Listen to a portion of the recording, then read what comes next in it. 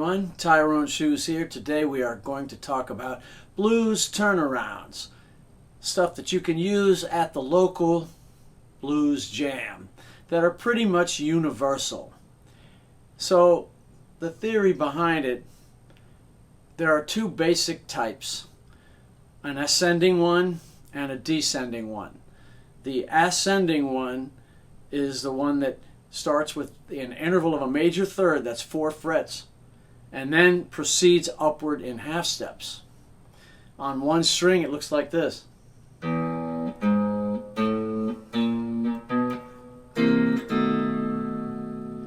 So the second half of the turnaround is either a flat 6-5 or a 4-5 chromatic.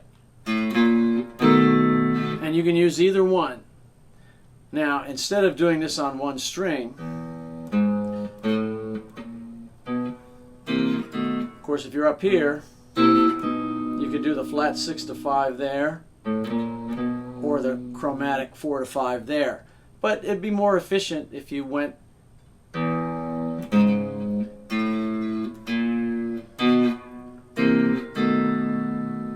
so that's the ascending one. You go up a major third, that's 4 frets, and then proceed in half steps. The other one, the descending one, is go down a major second, that's a whole step, and then proceed downward in half steps.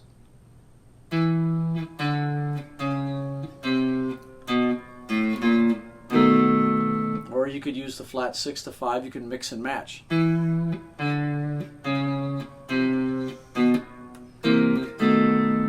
And these can all be done either fast or slow.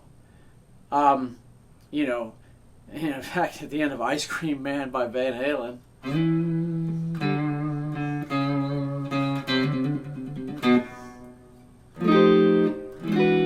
and that's the end of the tune. The flatted second to the root, and we'll talk about that later. All right, so you've got upwards and downwards. Now, as long as we're in E, we can do some turnarounds that are specific to E that might use some open strings. So, for example, I can drone on the offbeat, on the and, as it were, the B and the high E like this.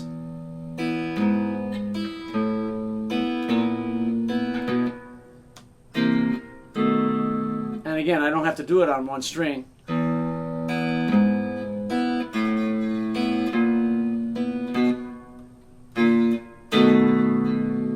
Right, so either the 4-5 or the flat 6-5, either one works.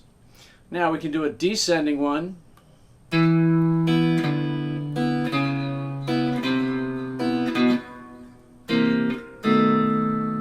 Now, instead of the high note, we can do an octave displacement. So you don't have to hit the high E, you can hit the low E and then start on the D.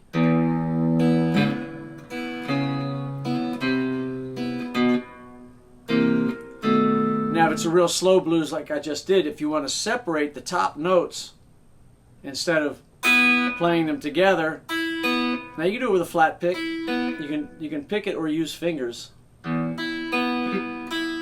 Mistakes, no charge.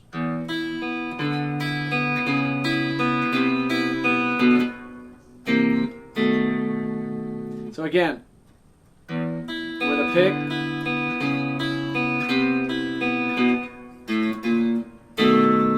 or with your fingers.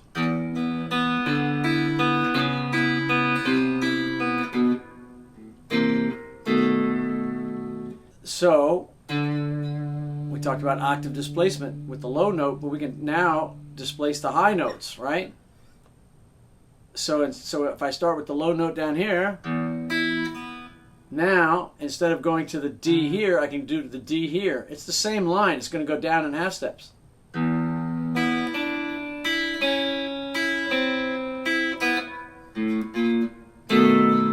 And if it's faster,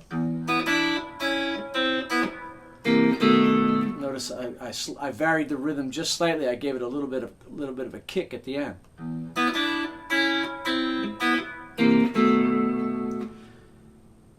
Now I can harmonize it from underneath.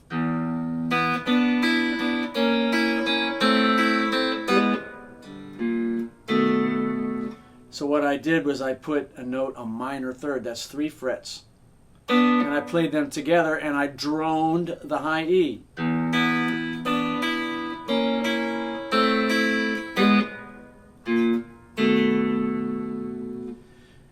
You can also put a note on top. It's still going to have this, but now we're going to have a note on top as well. It's actually a flatted fifth, and above the what was the melody note. Now I guess the melody note's this one. Anyway, it's going to have this D7 shape, right? It's going to look like this D7 chord, if you remember that from way back, right?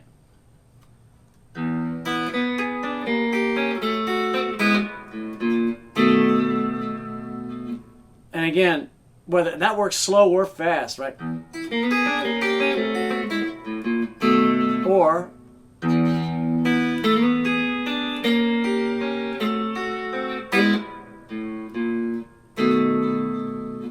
and again, you can mix and match the order.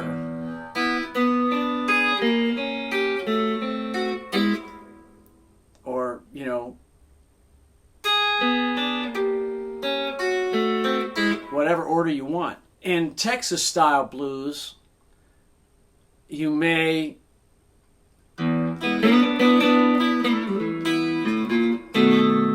you're just basically filling those 2 bars with kind of a lick.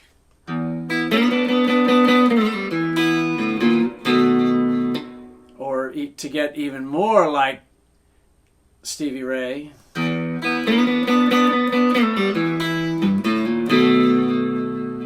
okay, so, and again, you can play whatever blues lick you want.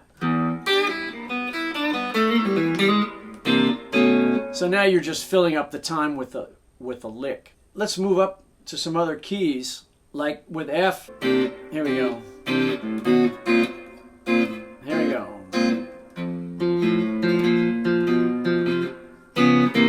So in F, the good thing about F, and again, if you play with horn players, you may wind up doing a blues in F. So again, I'm doing the octave. Now here's my major third. It's an open string, and then I can just leave the F note here.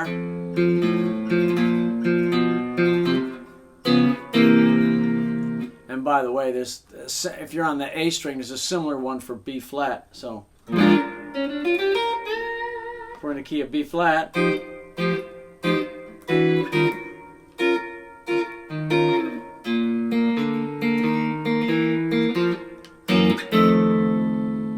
looks exactly the same as F, but it's 1 string towards the floor. If we'll talk about G, so if I do the descending one, I'm going to run out of notes. I can't finish it. So we're going to again do our octave displacement, and I'll start with the low G, but then I'm going to hit the F here and then go down in half steps. And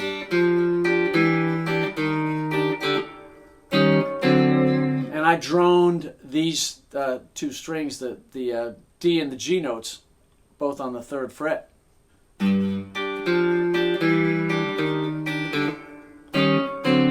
Or you could drone the open G like this. Now I'll hit the high ones first. I don't have to. I can hit the middle one. You can do either one. Or again, if you want to go, that's all fine too. Believe it or not, even though that's got an open string here, and again, you can use the open G while you're playing this. If you transpose this, it's a little trickier to play, but it's doable. So for example, I'm going to move it up to, say, B flat. All right. So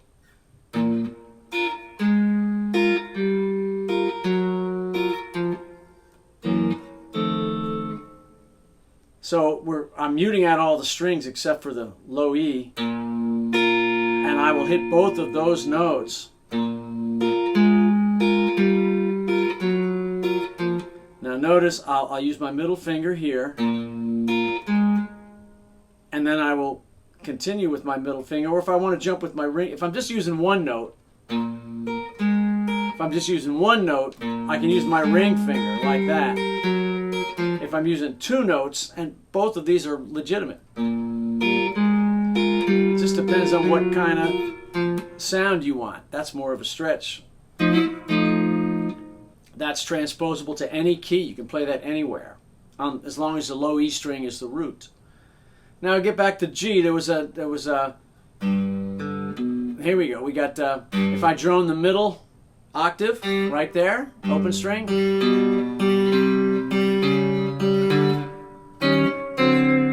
Or I can drone the high notes. A little tricky. Now, then this next one I'm going to octave displace the major third. So now instead of playing the B note down here, I'm playing the B open. Oops, sorry. 3, 4. Very effective on a swingy or faster blues. 1, 2, 3, 4. Or it doesn't matter which of those endings you use. All right. How about A? That looks very much like the last one we did, but we got the open A string, so we don't have to use a finger down here on the low E string. Well, you could if you wanted to, but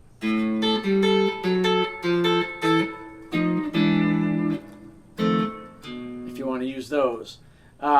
Or, again, just like the one we did in G. Oh, 3, 4.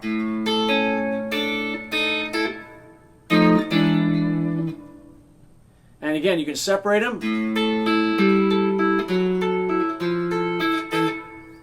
Now, here's one that we did in E. This is also transposable, although here in A we got an open string.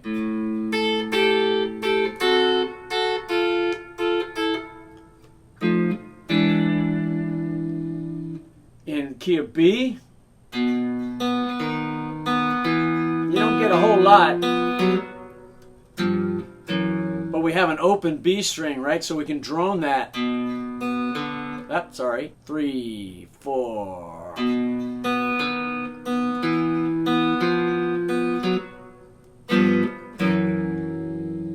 You're going to run out of room if you try to do the descending one. You can just do it, you can do it that way, but you can't go down the same string. So it would look like this. You have to switch strings right there. We go. Now for C, there's nothing, well, not very bluesy. It'd be folky sounding. Right?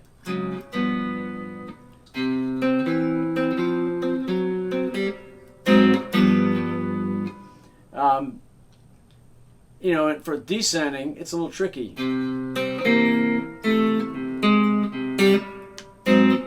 Not impossible, but it's not the most friendly, not the most finger friendly. For D, you got that little Statesboro blues thing.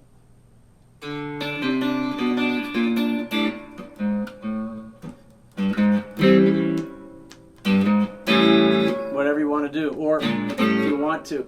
But again, this is the descending line, isn't it? It's that one. We did whole step and then half steps. But I'm going to start with an open string. All right, so we've got a D. That's like a C add 9, a G over B, G minor over B flat, and then D over A. And then we walk into an A7 chord. That's a lot of the possibilities that you can use. Oh, and the ascending one could be done this way. A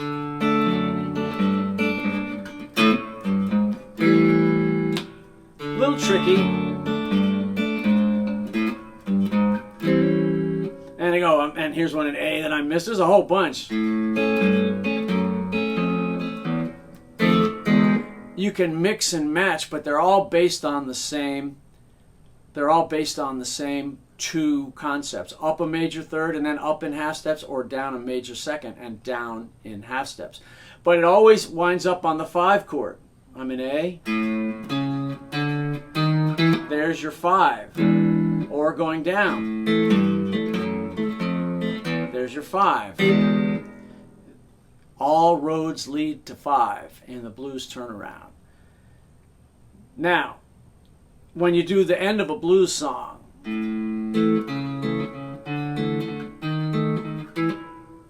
right? So the last 2 chords you hear, this is, right? Not the hippest voicings, but it's a B flat 7 to an A7. So it's that flatted second.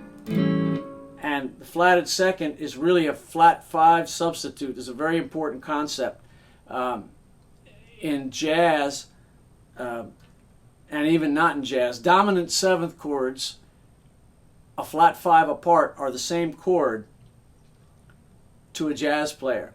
Because if I'm playing an E7 here, there's your 3rd and there's your 7th, there's your root right here. If I just switch the root a flat 5 away, which is diagonally down to there, but I can keep these same notes. That's an E7 and that's a B flat 7, but these notes, they don't care whether you have this note or that note. It's still these 2 notes.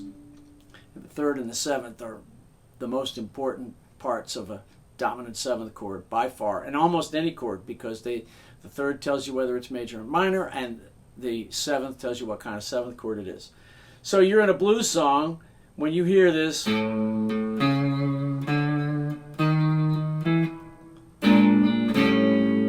that's really a 5 to 1. It's just a little bit darker sounding.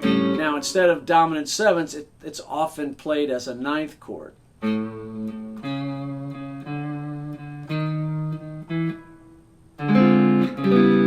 hear that all the time. And I'm not playing the root there, the bass player does, but this is a B flat 9 and this is an A9, but I'm not playing the root.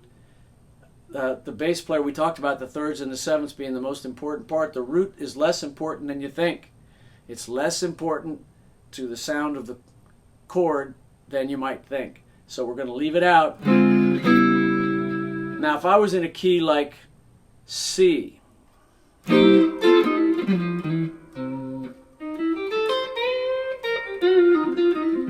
key of C. All right, so if I'm doing it, we're doing the big finish in a key of C. Here we go. Here's the beginning.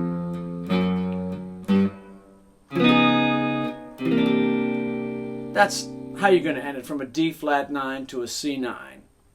Now the D flat is just a G7. It's like an augmented chord, but you've taken the bass note and you've put it a flat 5 away. This is a G7 with a sharp 5. There's a G7 right there, and then this note, which I'm going to get with the same finger, but you can use a separate finger if you want. That's a sharp 5.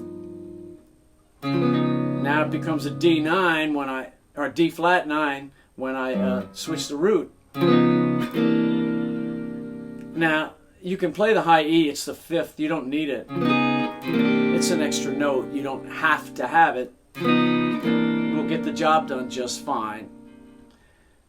So you're a blues player and you have no interest in jazz, and yet when you play a blues tune, when you end the song like blues song ends, you're actually doing a flat 5 substitute, which is basically a jazz concept. Now, all of these turnarounds are for 1-4-5 blues, which are generally the blueses that you're going to be doing at the local blues jam. If somebody does call a jazz tune, it's still 12 bars, but there's generally more chords in it. If I'm in C,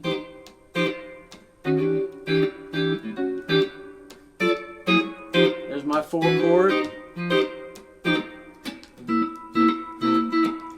There's a 6, now a 2, and a 5. Now, 1, 6, 2, 5. All right, so a jazz turnaround is 1, 6, 2, 5. Now, I played sharp 9s there, but I don't have to. Nothing wrong with that, right? Not quite as hip, I guess, but there's nothing wrong with that. But the fact is, a normal blues, you know, if I'm going to use chords instead of these lines that we've been playing, I'll come from the 5. If I'm just going to play chords, those 1, 4, 1, 5. Those are the chords that go with dum dum dum dum dum dum, right? Those are the chords that go with that line, or with a do do do do do. Same thing. It's 1, 4, 1, 5. Now on the descending one, you will hear.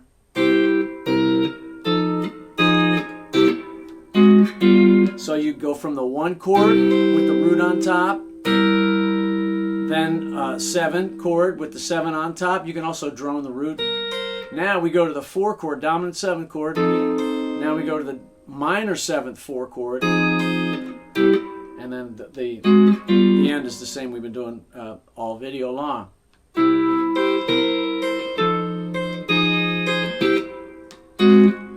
But that's still a gussied up way of playing 1, 4, 1, and then 5. Now in a jazz blues, it's going to be 1, 6, 2, 5. Now we're going to employ our flat 5 substitutes. If we look at just the 3rd and the 7th,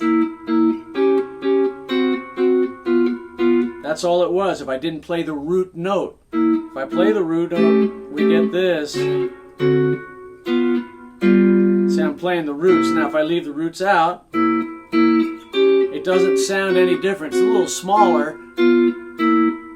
So, knowing that, I'm going to sub out for the 6 and the 5, and I'm going to keep the 2 normal. So I got a C7 as normal. That's 1. Now, instead of an A7, I'm going to play an E flat 7.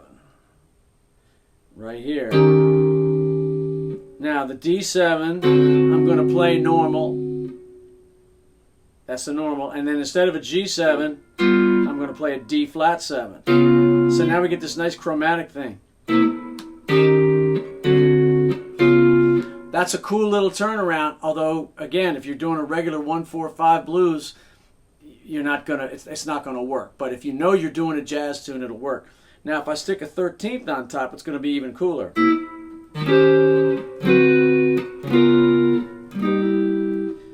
All right, so that's kind of a hip turnaround that you could use if you were playing a jazz blues. And you should know that they exist. I'm not going to go nuts with them. I just wanted to just touch on it for an instant.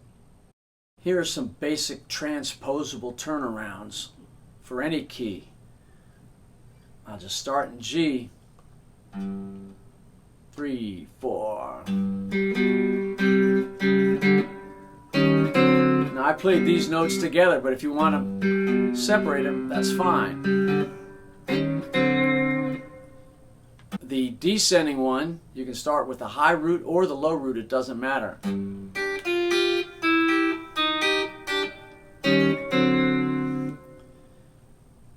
And again, it's based on the major 3rd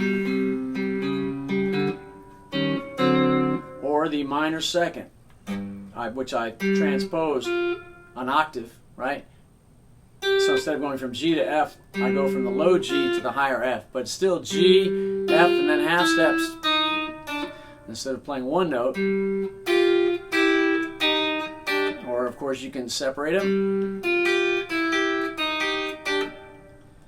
Now let's look at an ascending one. And let's say the key of C, right?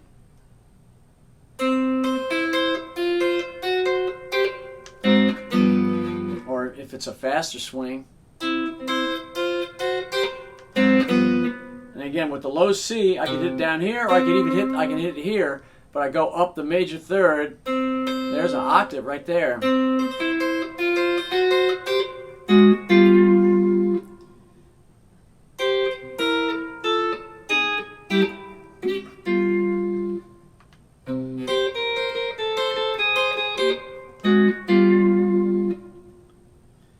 Oh.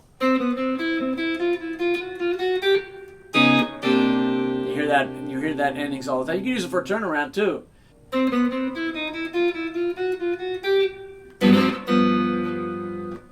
So again, major third, up and half steps, or minor second.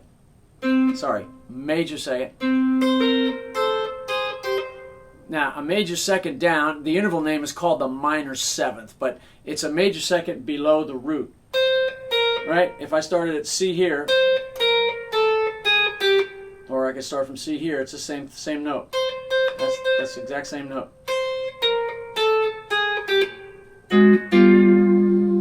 And don't forget about our chromatic. Now that's a neat little, if you're going to do the chromatic thing, hit 2 notes to start, and then hit a nice chord. You can add a little vibrato to that chord at the end. It gives it a nice little sting, as it were.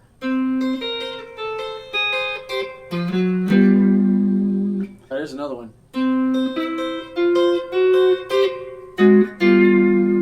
They're all over the place. It's never going to be an exhaustive list. It'll get too long. But if you understand the concepts of up a major third plus half steps, or down a whole step and then half steps and arrive at the 5 chord both times, you can mix and match. You can create your own. So have fun, and we'll see you at the next Blues Jam.